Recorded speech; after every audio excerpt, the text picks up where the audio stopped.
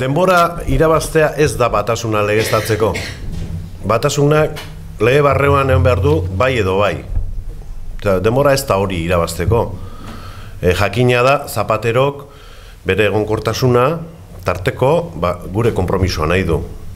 Beste bakarren baten eskutik lortu izan balu gehiengoa Eusko Alderdi Jeltzalea alde batea utzita, agian gai hauek ez zeuden mai gainean.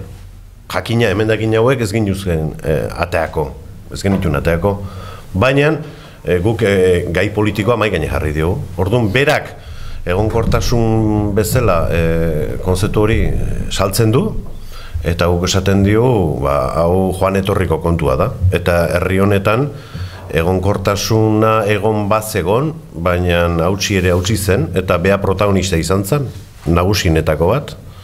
Eta atzea berriz, berrikusteko baldima dago, eta pakegintzan, eta etaren sueten iraunkor egiaztagarria posible baldima da, verifikazio edo egiaztatze prozesuan beha ere sartzea litzateke txarra, Espainiako gobernua alegia.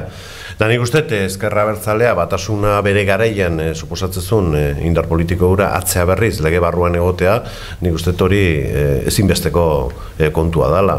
Hemen balio ez duna da, eta hitzetik hortzera batzu da bizkie konzeptuak kuarenterarena eta historia horiek. Horiek demokrazi batean onartezinak dira. Orduan, nik uste horre ere bidea pixkat argitu eta garbitu inberdala.